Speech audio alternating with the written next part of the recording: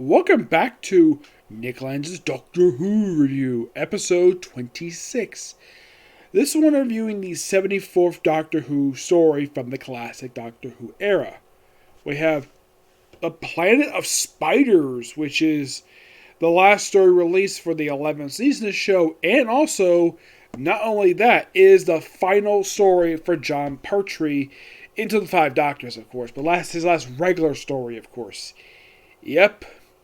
And this also is, believe it or not, the third...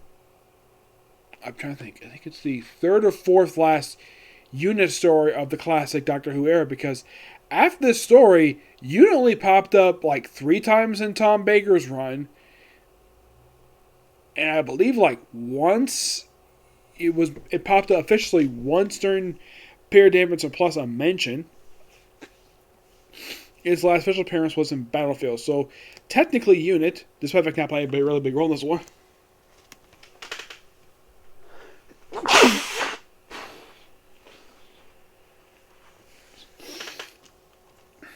only appeared exactly about 5 or 6 more times after this, and that was it. Well, that's because, basically, that they were kind of phasing him out from what I heard.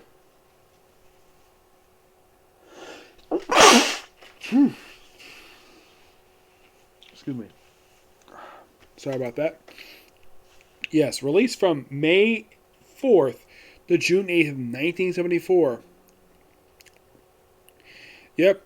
And typical of early 70s, where the special effects really don't hold up very well. Nope. The story for this one involves a cult.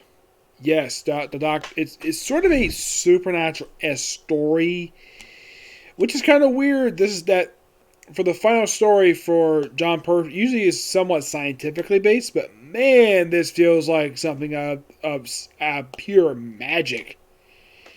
Yes, it's kind of weird that we have this. So, we have these 5 guys doing a seance to summon a spider. Why?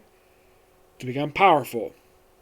Oh, and by the way, this story here is also a loose follow-up to 2 previous John Pertwee stories. The Green Death, minorly, of course, mainly an object you picked up in that one, which comes back in here, a blue crystal, which, of course, this is also the blue crystal's not only return to the series, but also its last ever appearance, because it's never brought up ever again after this. Nope. Though this one does introduce something that become a regular commonplace nowadays. The word regeneration. Yep. That was, simply put, first established right here in this very story. Yes, the template did have the first official regeneration, but wasn't called that. It was called renewal. But regeneration itself was established in this very story. And the person I got to thank for that is Robert Stallman. Yep. He is the one who wrote this story. In the case of Sarah Jane herself, she plays a good supporting role, per se. She doesn't have a really big role in the main story itself. Mostly Butch is a damsel in distress. Yeah, she doesn't really contribute that much to the story. Yes, mostly put, basically, she's called up by Mike Yates. Now, the other story this one's a follow-up to is Invasion of Dinosaurs. Now, why would I say that? Because Mike Yates, after that very story, was put on leave. Yes, it was right after that story. He was put on leave. How should I put this? He kind of was, in a way, like, put on official leave from the army because of his involvement with Invasion of Dinosaurs. And it was also involving the Green Death as well. So, yes. He was working with the bad guys of that story, who wanted to have their own golden age.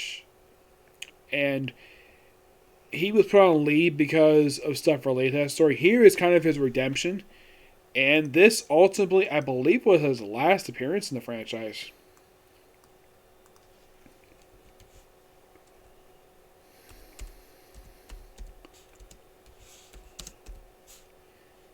Also, here's something, though. Excuse me. The fact that the spiders for this story, here's the weird thing about them.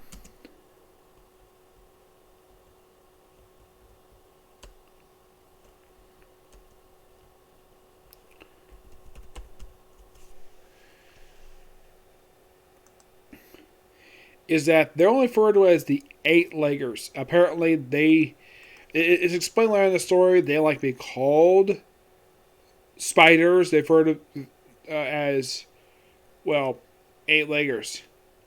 Now,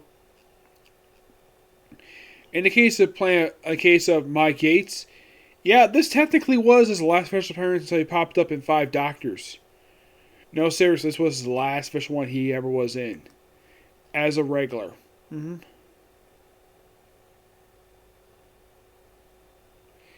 Yes. As for Benton, he was only in the very beginning. He doesn't really do very much at all. Not really, no. But he does himself pop up for 3 more stories after this one. Yes, for some reason he disappears part of this story. After episodes 1 and 2, he just abruptly disappears. He pops up for the following story, and he pops up again for 2 more stories after that. Terror of the Zygons, Arid Invasion, and that's it for him. No, seriously, that is it for Benton. As far as I can tell, there's really no reason why that he was dropped from the series. Maybe because they ran out of stuff for him. Yes. Excuse me, okay?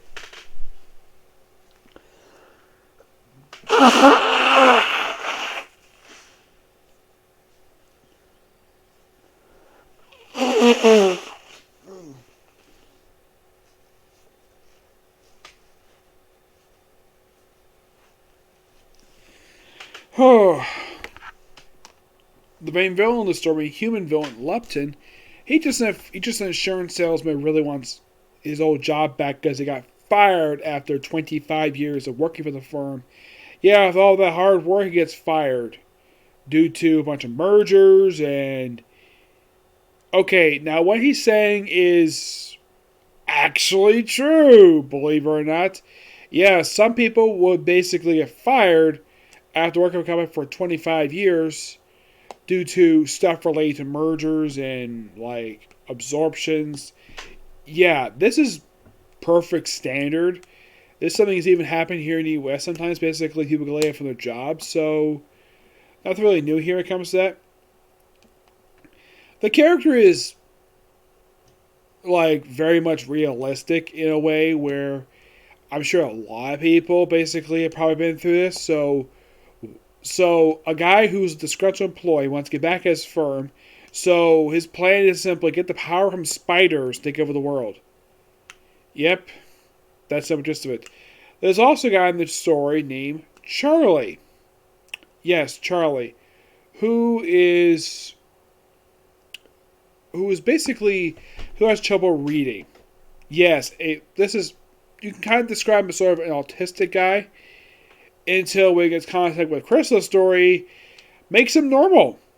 Also makes him immune to lightning blasts to the chest for some reason.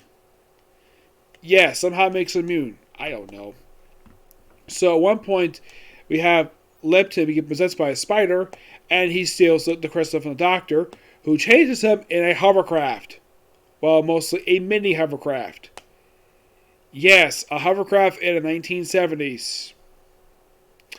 They chase him, he gets away. Of course, he doesn't relax in his room, which has a sink in it. Yes, a room that's got a bed in it. It's got a sink in it. Yeah, I'm like, that's a bit interesting.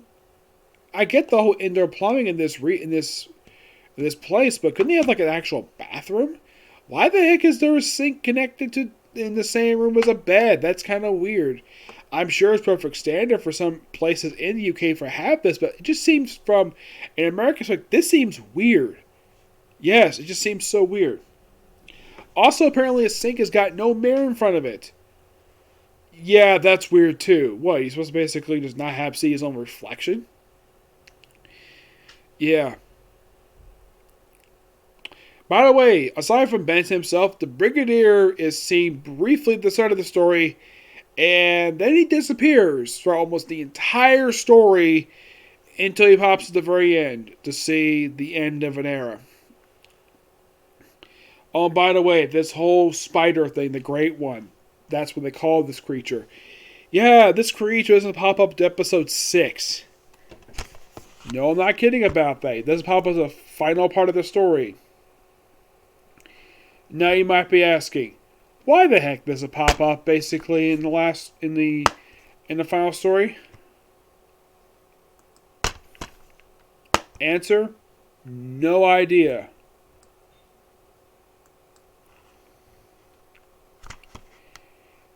It's kind of weird per se how it's like that.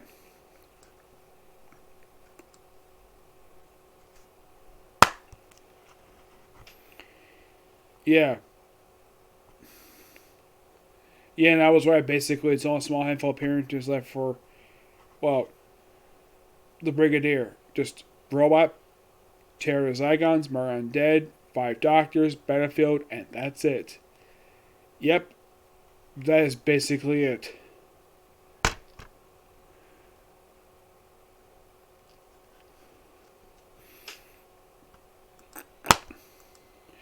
Now, the story itself is a bit weak at best. And the Doctor just basically dragged us basically by Sarah Jane Smith and Mike Yates. And it's almost like, okay, as soon as basically like they finish up what Mike Yates doing, Mike Yates doesn't die in the story per se. As far as I can tell, he doesn't. I mean, it's not confirmed he dies. It's just that this was his last regular appearance to date in the franchise until he popped up in 5 Doctors.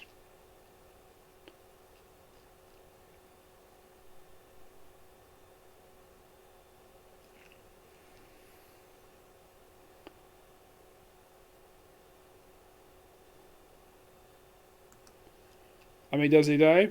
It's implied he might have died, but not really per se. No, and it's kind of odd though the fact that it's basically like this. Yeah. Also, apparently, the Master was supposed to appear in the story. Yes, the Master, but the actor passed away prior to this. Like, what happened to the original actor? Got killed in a car crash in Turkey. Yep. That's what happened to the original guy who played the Master. Now, I personally have not covered any of the original Master stories. The only Masters I've covered are stuff from the guy who played almost as long as Roger Delgado, the guy who was the last guy to play in the franchise prior to the end of the series. Yep. Oh, and by the way, what causes the regeneration? Him being shocked by the stuff related to blue crystals, and this kind of in a way leads into his regeneration where he comes back to Earth. Also, this weird thing with the Abbot, where him and another guy are apparently the same person. Which I'm thinking, 2 guys who one guy turns this one. Does it sound very familiar to? Yes, this also kind of sounds like what they used the Tom Baker one. Very similar idea. And let's have this guy push the regeneration for John Pertree to Tom Baker. And it is pointed out, though, that is quite interesting that as popular as Brigadier is, and having him to say the last line for this whole episode, where he says, "Here we go again," and he actually sees regeneration for the first and only time in the entire franchise. Yes, various companions see this, but not the Brigadier. Brigadier has only seen this once. And you might be asking, okay, how many companions have actually seen the regeneration more than once? The answer for that is 0. Yeah, no one's seen regeneration more than once. Why in the world is it like this? Well, technically, no, that's not entirely true per se. They did, in fact, mention this in Stolen Earth Journey's End, when the Doctor was trying to regenerate, but it was the board of regeneration and used to regenerate his hand. Yeah, where Jack has seen him regenerate, well, he's basically experienced it, and he tried to regenerate here, but it doesn't really work very well. But technically, it's the only time I can think of where you see a companion actually witness more than one regeneration. Also, here's a fun fact for you. Did you know this is the first and only time this is actually done in Unit HQ in the entire franchise? You're probably thinking, did Tom Baker regenerate in HQ? No, he regenerated in a field near the TARDIS. As for when Peter Davis regenerated to Tom Baker into the TARDIS, In the case of when it happened with Spencer McCoy, it happened in a hospital far away from the TARDIS. It was actually the first, basically, from that. It's unknown what happened with 8 and 9th. Basically, from 9th, 10th, 11th, and 12th, all had regenerations inside the TARDIS. Yes, every single generation in the current era takes place inside the TARDIS. Why hasn't it taken place outside? I don't know. And it's kind of interesting, though, of all Doctor Who regenerated in Doctor Who, in the case of the classic era, only one had taken place outside. Everything else has mostly been inside. And only once in classic Who did it take place inside the TARDIS. I went from 5th to 6th. Yeah. This one is technically near the TARDIS, like literally right at the feet of the TARDIS. Because normally the Doctor all the time would regenerate either near. Actually, there was one other time he did regenerate, and was actually the first or second Doctor. So yeah, it's happened more than a few times. Yeah, and the one thing that's kind of weak about the story is the effects for the spiders themselves. Like, parents-wise, how can you take this seriously? A group of evil spiders. They do in fact explain how the heck they got this way. And it turns out these spiders actually come from Earth. Like, how they get so big and develop powers. Exposure to blue crystals. No, I'm not kidding about that. At one point, Doctor's shocked. The way he wakes up is where he uses a device to sort of drain the electricity in his body. And then use that same device to figure out a way to block the electricity stuff. And it works. And he uses it a couple times, and so he drops it and is never seen again. It's not known to be picked up again. It's kind of weird. Also, the set of the palace for the spiders looks very obviously looks like someone's desk basically painted up, like covered with cloth. Yeah, and having 4 people carry a spider queen. Wow. Yeah. Shows the fact that these spiders are in fact the rulers. It was so obvious. And also, apparently, despite the fact these people came from Earth, like, apparently they didn't bring any modern day technology with them for reasons. They meant to came here in a spaceship. But apparently there's no futuristic city. Apparently it's designed like the Old West for some reason, for this colony. Yeah, it's kind of weird. Yeah, the whole thing with Members 3, which did briefly pop up in Green Death. Here you kind of see it mostly. And man, the backgrounds look really bad. Yeah, it looks like a literal map painting. Yeah. I mean, the story itself is okay at best.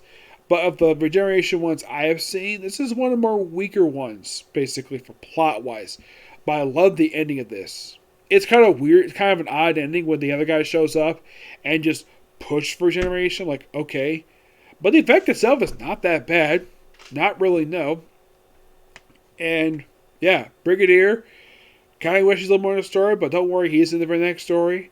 And this kind of unintentionally starts off a continuous plot thread that some say it started in Robot. I think it started here because the ending of this does set up the first 5 stories of Tom Baker's one, which we'll discuss next episode for this series.